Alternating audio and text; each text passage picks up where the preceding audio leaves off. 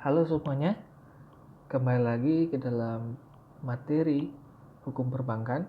Kali ini kita akan membahas mengenai kepailitan suatu bank.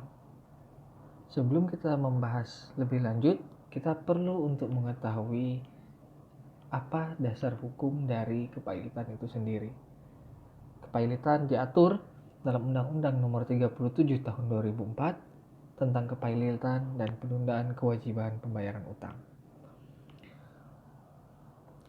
Kita langsung saja ke pasal 1 angka 1. Karena dalam hukum perlu kita mengenal istilah dari kepailitan itu sendiri dengan melihatnya dalam suatu peraturan perundang-undangan agar kita mengetahui batasan dari ruang lingkupnya dan juga unsur-unsur agar kita dapat mengenal apa sih yang dimaksud dengan kepailitan.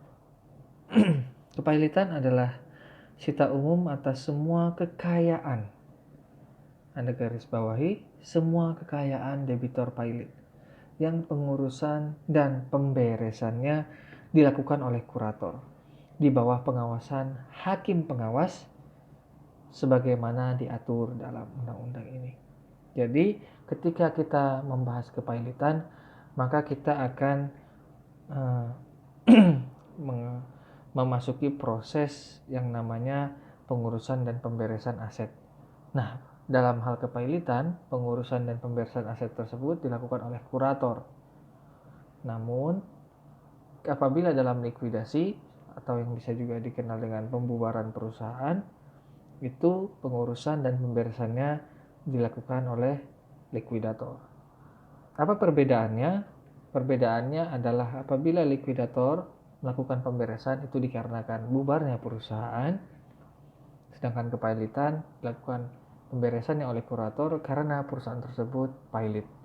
Ya, jadi yang melakukan pemberesan atas aset-asetnya adalah dua profesi yang berbeda dikarenakan sebab.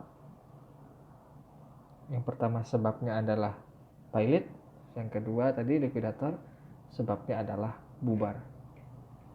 Nah, pasal 1 undang-undang ini juga memberikan pengertian mengenai kreditor dan debitor. Di sini kita dapat mengetahui bahwa karena kita membahas mengenai pailit bank, maka dapat disimpulkan bahwa bank juga dapat berposisi sebagai debitor.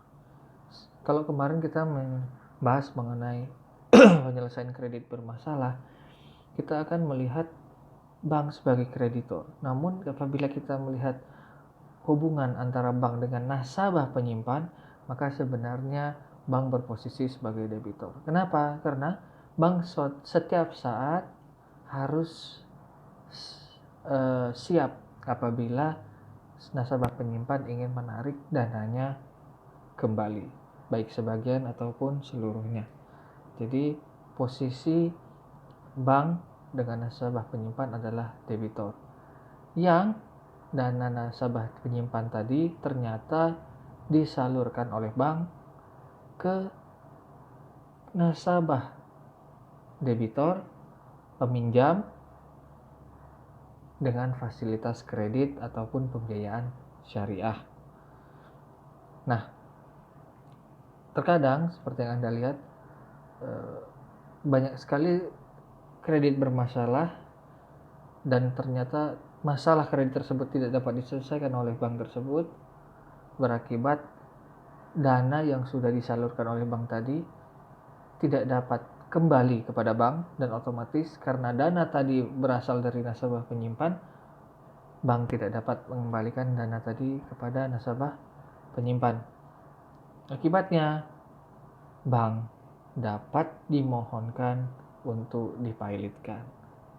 Nah, angka 5 kurator adalah balai harta peninggalan atau orang perseorangan yang diangkat oleh pengadilan untuk mengurus dan membereskan harta debitor pailit di bawah hakim pengawas sesuai undang-undang ini. Nah, jadi kurator dapat berupa balai harta peninggalan atau orang perseorangan. Jadi Anda ketika nanti sudah lulus dapat mengambil sertifikasi kurator. Namun sangat sulit sekali karena pertama pembelajarannya lebih panjang dan hampir rata-rata sertifikasinya pelatihannya diadakan di Jakarta, khususnya Anda yang di Batam ini jarang sekali. Kemudian biayanya juga lumayan besar dan tingkat kesulitannya juga menurut orang-orang yang sudah mengikuti lebih sulit daripada mengikuti tes advokat. Ya. Kemudian di undang-undang ini juga memberikan pengertian mengenai utang. Ya. Jadi apabila Anda nanti membahas suatu skripsi di bidang perdata dan menyangkut hutang piutang, Anda dapat memberikan definisi hutang berdasarkan apa yang diberikan dari undang-undang ini. Pengadilan yang dimaksud dalam hal kepailitan adalah pengadilan niaga, yang dimana dia termasuk dalam lingkungan peradilan umum, dan hakim pengawas tadi itu adalah hakim yang ditunjuk dengan putusan pengadilan yang dimana memutus pailit. Ya. Kemudian setiap orang dalam undang-undang ini dimaksud adalah perseorangan atau korporasi yang berbentuk badan hukum maupun bukan badan hukum dalam likuidasi. Oke, jadi apa sih suatu kondisi agar suatu bank dapat dikatakan pailit? Pertama, bank tersebut mempunyai 2 atau lebih kreditor. Tidak bisa hanya satu, mesti 2 atau lebih. Dan tidak membayar lunas sedikitnya satu utang yang telah jatuh dan dapat ditagih. Jadi ada 2 kreditor atau lebih bank tersebut dan ternyata bank tersebut tidak bisa membayar lunas sedikitnya satu utang yang telah jatuh waktu dan dapat ditagih, yang jatuh tempo maksudnya. Bank tidak bisa mengembalikan uang tadi kepada kreditornya sebanyak 2 kreditor minimal, ya. Dan kemudian dinyatakan pailit melalui putusan pengadilan niaga baik atas permohonannya sendiri maupun atas permohonan satu atau lebih kreditornya. Jadi dalam hal ini tidak mengenal istilah gugat, tuntutan, namun menggunakan istilah permohonan. Permohonan tersebut bisa diajukan oleh bank sendiri maupun atas permohonan satu atau lebih kreditornya. Begitulah yang kita tangkap dari pasal ini. Namun ternyata khusus bank itu tidak berlaku. Jadi pasal 2 ayat 1 ini hanya berlaku bagi badan-badan hukum yang lain, yang biasa saja. Ya, khusus bank Anda bisa melihat pasal 2 ayat 3. Dalam hal debitor adalah bank, maksudnya yang dipailitkan adalah bank, maka permohonan pernyataan pailit hanya dapat diajukan oleh Bank Indonesia. Jadi ketika kita membahas bank, maka siapapun itu kreditor dari bank tersebut yang hanya dapat menyatakan pailit, meminta permohonan pernyataan pailit adalah Bank Indonesia ke pengadilan niaga. Ya. Di situ juga ada banyak yang diatur ya. Ternyata kalau perusahaan efek, bursa efek itu permohonan pernyataan pilotnya hanya dapat oleh Badan Pengawas Pasar Modal, atau kalau misalnya perusahaan asuransi, dana pensiun, BUMN, itu ternyata permohonan pilotnya hanya dapat dimintakan oleh Menteri Keuangan. Sedangkan bank sekali lagi hanya bisa dimintakan oleh Bank Indonesia. Namun selain daripada yang tadi, itu dapat diajukan atas permohonannya sendiri atau permohonan satu atau lebih kreditornya, ya. Nah, putusan atas permohonan pernyataan pailit yang berkaitan diatur dalam undang-undang ini diputuskan oleh pengadilan yang daerah hukumnya meliputi daerah tempat kedudukan hukum debitor. Dalam hal ini bank rata-rata di Indonesia, bank umum itu berkedudukan di Jakarta Pusat, kecuali bank berkreditan rakyat itu karena mereka berkedudukannya sebatas kabupaten atau kota, maka diajukan ke pengadilan niaga kabupaten atau kota. Apabila di kota tersebut tidak ada pengadilan niaga, maka ke pengadilan niaga yang ada di provinsinya. Oke.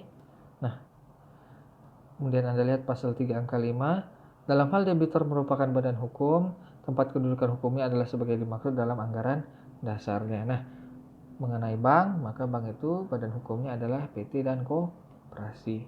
Maka tempat kedudukannya harus dilihat berdasarkan anggaran dasar. Untuk Anda yang sudah kerja di notaris dan Anda bisa melihat komparisi dari bank-bank umum, maka Anda dapat melihat langsung bahwa di mana dia berkedudukannya. Berkedudukan rata-rata di Jakarta Pusat atau di DKI Jakarta dan sekitarnya, ya. Oke. Pasal 6 angka 1 Anda lihat permohonan pernyataan pilot diajukan kepada ketua pengadilan. Jadi bukan hanya kepada pengadilan negeri namun ke ketua pengadilannya, bukan ke instansinya namun ke pejabat yang sedang menjabat di situ, ya. Kemudian setelah dimohonkan, panitera mendaftarkan permohonan tadi pada tanggal permohonan yang tertera, dan kepada pemohon diberikan tanda terima tertulis yang ditandatangani oleh pejabat yang berwenang dengan tanggal yang sama dengan tanggal pendaftaran. Artinya permohonan hanya dapat dilakukan secara langsung, tidak bisa dilakukan secara online untuk sampai dengan saat ini. Kemudian panitera sendiri itu akan melihat terlebih dahulu apakah permohonan ini dapat diterima atau tidak. Dan dia wajib menolak apabila permohonan pernyataan pilot bagi institusi sebagaimana maksud dalam pasal 2 ayat 3, 4, dan 5. Ini maksudnya kalau seandainya tadi yang mau dipilotkan bank tapi yang memohon adalah salah satu nasabah penyimpannya, itu tidak bisa, hanya bisa oleh Bank Indonesia, ya. Kemudian panitera menyampaikan permohonan kepada ketua pengadilan paling lambat 2 hari, dan kemudian setelah 3 hari pernyataan pilot didaftarkan, pengadilan mempelajari permohonan dan menetapkan hari sidang. Lumayan cepat. Kemudian sidang pemeriksaan permohonan pernyataan pilot diselenggarakan dalam jangka waktu paling lambat 20 hari setelah permohonan didaftarkan. Atas permohonan ini kemudian atas permohonan debitur, ini apabila bank tadi ya ingin meminta menunda penyelenggaraan sidang, itu bisa paling lambat 25 hari setelah tanggal permohonan didaftarkan. Hanya bisa mundur sebanyak 5 hari. Itu pun kalau dimintakan oleh yang ingin bank yang ingin dinyatakan pilot. Oke. Kemudian Anda lihat pasal 8 bahwa pengadilan itu wajib memanggil bank dalam hal atau debitor dalam hal permohonan pernyataan pilot dilakukan oleh kreditor, kejaksaan, Bank Indonesia, pengawas atau menteri keuangan, ya. Jadi yang memanggil nanti bank yang akan dipilotkan ke pengadilan niaga adalah pengadilan sendiri melalui jurusitanya. Jadi jurusita yang di pengadilan itu tidak hanya untuk nyita-nyita saja, tapi juga untuk melakukan pemanggilan. Oke. Sebenarnya Anda lihat nih ya, di pasal 8 ayat 3, pemanggilan adalah sah dan dianggap telah diterima oleh debitor jika dilakukan oleh jurusita. Oke, jadi jurusita yang memanggil bank untuk menghadiri persidangan, ya. Pasal 10, selama putusan atas permohonan pernyataan pilot belum diucapkan, artinya suatu bank itu dapat dikatakan pilot itu harus berdasarkan putusan pengadilan, sehingga harus melalui proses persidangan terlebih dahulu yang diawali melalui permohonan ke pengadilan niaga, tempat kedudukan bank tersebut. Nah, selama bank tersebut tidak dinyatakan pilot oleh suatu putusan pengadilan, maka Bank Indonesia, ya, dapat mengajukan permohonan ke pengadilan untuk melakukan sita jaminan terhadap sebagian atau seluruh kekayaan bank yang akan dipilotkan, menunjuk kurator sementara untuk mengawasi pengelolaan usaha bank, kemudian pembayaran kepada kreditor-kreditornya bank, pengalihan atau pengangguran kekayaan bank yang dalam kepilotan merupakan wewenang kurator. Jadi untuk menghindari bahwa dalam persidangan banknya berbuat curang, sehingga untuk melindungi aset-asetnya dia melakukan suatu tindakan yang merugikan para kreditor-kreditornya nanti, ya. Jadi bisa dimintakan ke majelis hakim untuk 2 hal tadi oleh Bank Indonesia, karena dalam hal ini bank. Oke. Apabila setelah putusan pilot keluar dan bank yang dipilotkan tidak menerima, mereka bisa langsung melakukan upaya kasasi. Tidak ada banding, upaya langsung ke tahap kasasi. Nah, langsung ke Mahkamah Agung. Setelah dari pengadilan niaga langsung ke Mahkamah Agung. Nah, setelah kasasi maka akan keluarlah putusan ingkrah. Namun masih dapat lagi diajukan upaya peninjauan kembali ke Mahkamah Agung. Nah, dalam putusan pilot harus diangkat kurator dan seorang hakim pengawas yang ditunjuk dari hakim pengadilan yang memutus perkara tersebut. Oke. Nah, kurator tadi berwenang melaksanakan tugas pengurusan dan pemberesan atas harta pilot sejak tanggal putusan pilot diucapkan meskipun terhadap putusan tersebut diajukan kasasi atau peninjauan kembali. Jadi, sejak diputus pengadilan niaga bank itu pilot, maka kurator langsung dapat mengurus atau membereskan harta pilot tadi. Ya, dan tentu saja bersamaan dari pengawasan hakim pengawas. Nah, itu secara singkat proses kepilotan pada suatu perbankan.